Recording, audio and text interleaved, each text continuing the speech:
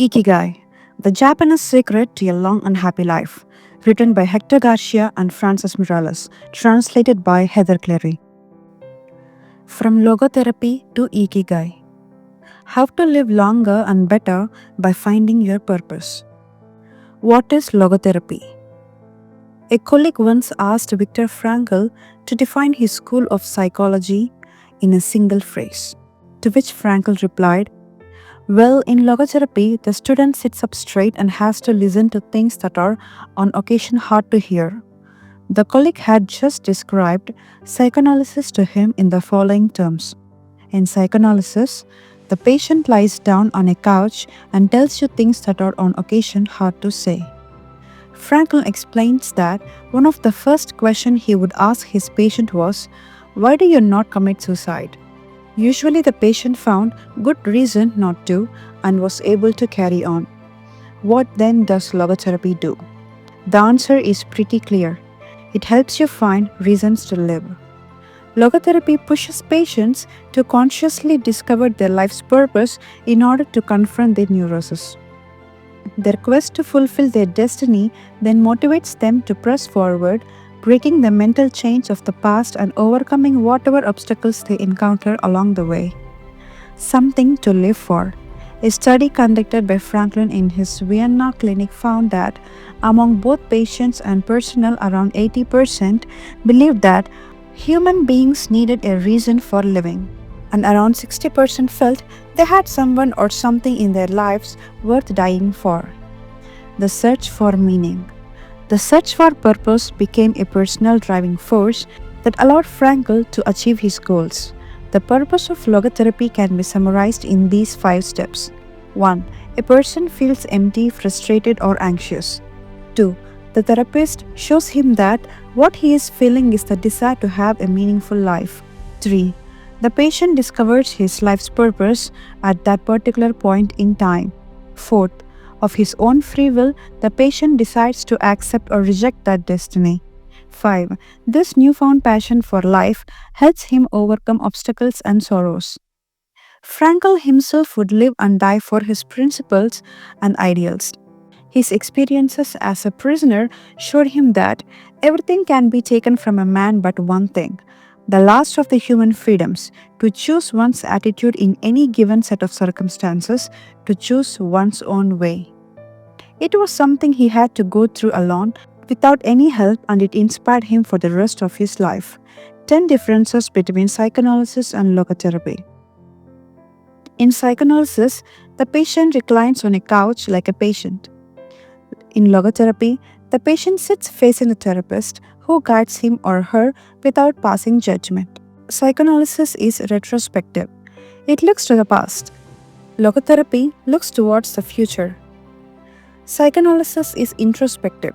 It analyzes neurosis. Logotherapy does not dwell into the patient's neurosis. In psychoanalysis, the drive is towards pleasure. In logotherapy, the drive is towards purpose and meaning. Psychoanalysis centers on psychology. Logotherapy includes a spiritual dimension. Psychoanalysis works on psychogenic neurosis. Logotherapy also works on neogenic or existential neurosis. Psychoanalysis analyzes the unconscious origin of conflicts. Logotherapy deals with conflicts when and where they arise. Psychoanalysis limits itself to the patient's instincts. Logotherapy also deals with spiritual realities. Psychoanalysis is fundamentally incompatible with faith. Logotherapy is compatible with faith. Psychoanalysis seeks to reconcile conflicts and satisfy impulses and instincts, while logotherapy seems to help the patient find meaning in life and satisfy his moral principles. Fight for yourself. Existential frustration arises when one life is without purpose or when that purpose is craved. In Frankl's view, however, there is no need to see this frustration as an anomaly or a symptom of neurosis. Instead, it can be a positive thing, a catalyst for change. Logotherapy does not see this frustration as mental illness, the way other forms of therapy do, but rather as spiritual anguish, a natural and beneficial phenomenon that drives those who suffer from it to seek a cure, whether on their own or with the help of others, and in so doing to find greater satisfaction in life. It helps them change their own destiny. Logotherapy enters the picture if the person needs help doing this, if he needs guidance in discovering his life's purpose, and later in overcoming conflicts as he can keep moving towards his objective.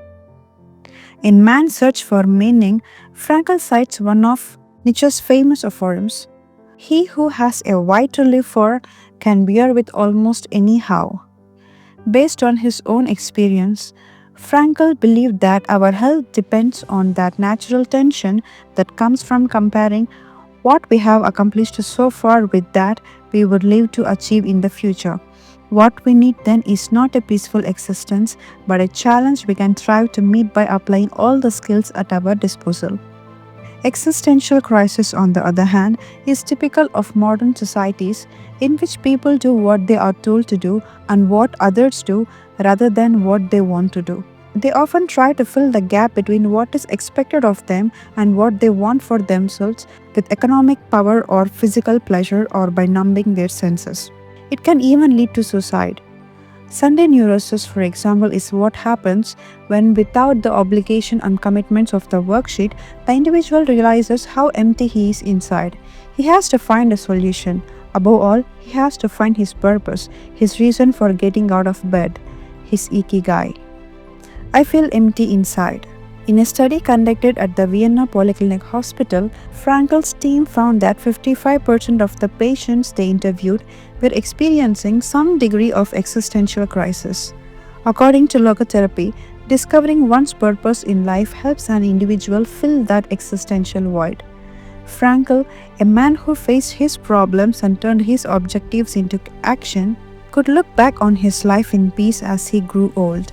He did not have to envy those still enjoying their youth because he had amassed a broad set of experiences that showed he had lived for something.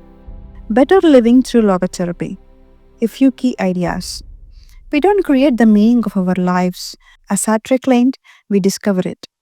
We each have a unique reason for being, which can be adjusted or transformed many times over the years. Just as worry often brings about precisely the things that were feared, excessive attention to a desire or hyperintention can keep that desire from being fulfilled. Humor can help break negative cycles and reduce anxiety. We all have the capacity to do noble or terrible things. The side of the equation we end up on depends on our decisions, not on the conditions in which we find ourselves. In the pages that follow, we will look for 4 cases from Frankl's own practice in order to better understand the search for meaning and purpose. Case study: Viktor Frankl.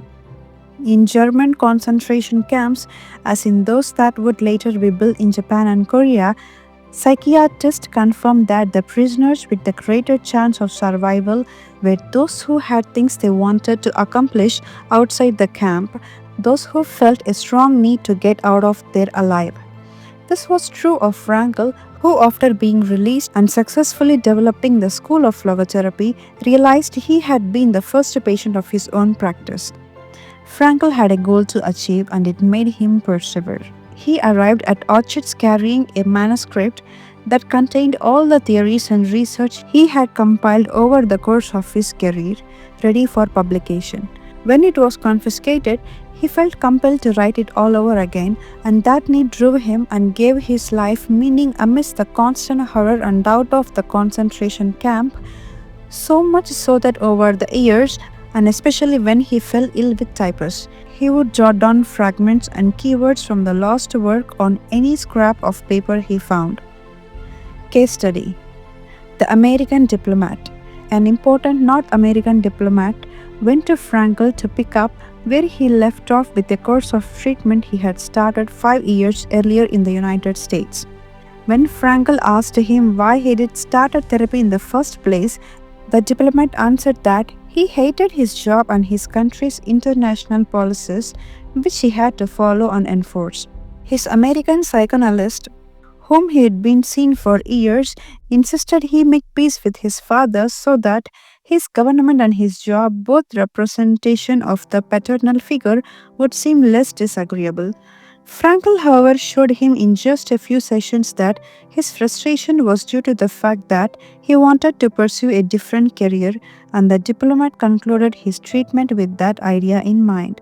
5 years later, the former diplomat informed Frankel that he had been working during the time in a different profession and that he was happy. In Frankel's view, the man not only didn't need all those years of psychoanalysis, he also couldn't even really be considered a patient in need of therapy. He was simply someone in research of a new life's purpose. As soon as he found it, his life took on deeper meaning. Case study: The Suicidal Mother. The mother of a boy who had died at age 11 was admitted to Frankel's clinic after she tried to kill herself and her other son. It was this other son, paralyzed since birth, who kept her from carrying out her plan. He did believe his life had a purpose, and if his mother killed them both, it would keep him from achieving his goals. The mother shared her story in a group session. To help her, Frankel asked another woman to imagine a hypothetical situation in which she lay on her deathbed, old and wealthy but childless. The woman insisted that in that case, she would have felt her life had been a failure. When the suicidal mother was asked to perform the same exercise, imagining herself on her deathbed, she looked back and realized that she had done everything in her power for her children, for both of them. She had given her paralyzed son a good life, and he had turned into a kid, reasonably happy person. To this she added, crying, "As for myself, I can look back peacefully on my life. I can say my life was full of meaning, and I have tried hard to live it fully. I have done my best. I have done my best for my son. My life was no failure." In this way, by imagining herself on her deathbed and looking back, the suicidal mother found the meaning that, though she was not aware of it, her life already had. Case study: The Grief-Stricken Doctor. An elderly doctor, unable to overcome the deep depression into which he had fallen after the death of his wife 2 years earlier, went to Frankel for help. Instead of giving him advice or analyzing his condition, Frankel asked him what would have happened if he had been the one who died first. The doctor, horrified, answered that it would have been terrible for his poor wife, that she would have suffered tremendously. To which Frankel responded, "You see, doctor, you have spared her all that suffering, but the price you have to pay for this is to survive and mourn her." The doctor didn't say another word. He left Frankel's office in peace. After taking the therapist's hand in his own. He was able to tolerate the pain in place of his beloved wife. His life had been given a purpose. Morita therapy. In the same decade that logotherapy came into being, a few years earlier in fact, Shuma Morita created his own purpose-centered therapy in Japan. It proved to be effective in the treatment of neurosis, obsessive-compulsive disorder, and post-traumatic stress. In addition to being a psychotherapist, Shoma Morita was a Zen Buddhist, and his therapy left a lasting spiritual mark on Japan. Many Western forms of therapy focus on controlling or modifying the patient's emotions. In the West, we tend to believe that what we think influences how we feel, which in turn influences how we act. In contrast, Morita therapy focuses on teaching patients to accept their emotions without trying to control them, since their feelings will change as a result of their actions. In addition to accepting the patient's emotions, Morita therapy seeks to create new emotion on the basis of actions. According to Morita, these emotions are learned through experience and repetition. Morita therapy is not meant to eliminate symptoms. Instead, it teaches us to accept our desires, anxieties, fears, and worries and let them go.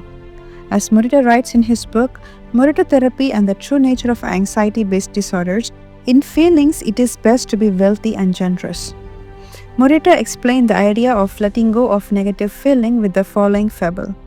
A donkey that is tied to a post by a rope will keep walking around the post in an attempt to free itself. only to become more immobilized and attached to the post. The same thing applies to people with obsessive thinking who became more trapped in their own suffering when they try to escape from their fears and discomfort.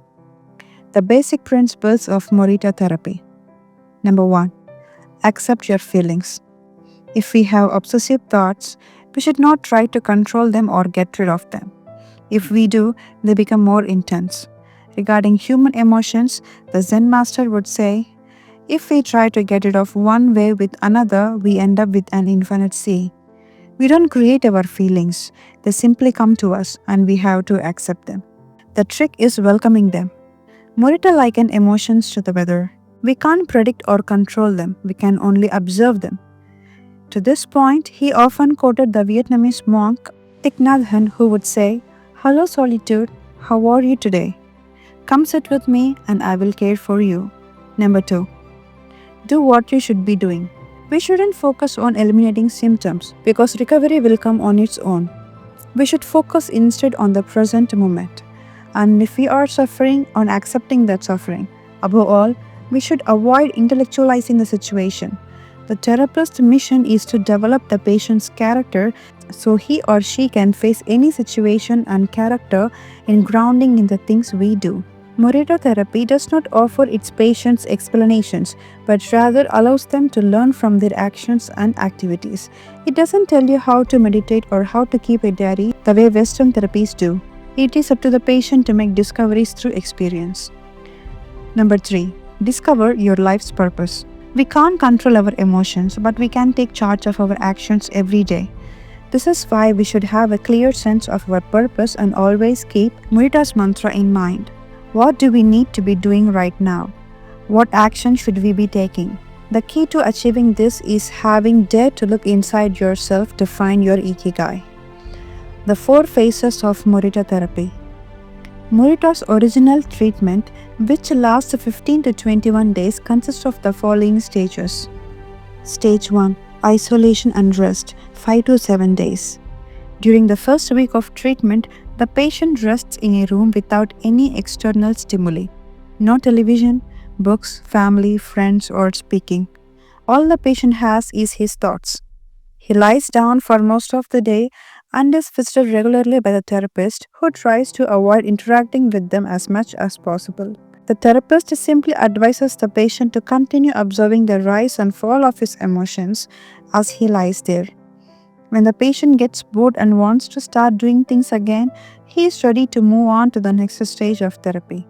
Stage 2. Light occupational therapy, 5 to 7 days. In this stage, the patient performs repetitive tasks in silence. One of these is keeping a diary about his thoughts and feelings. The patient goes outside after a week of being shut in, takes walks in nature, and does breathing exercises. He also starts doing simple activities such as gardening, drawing, or painting.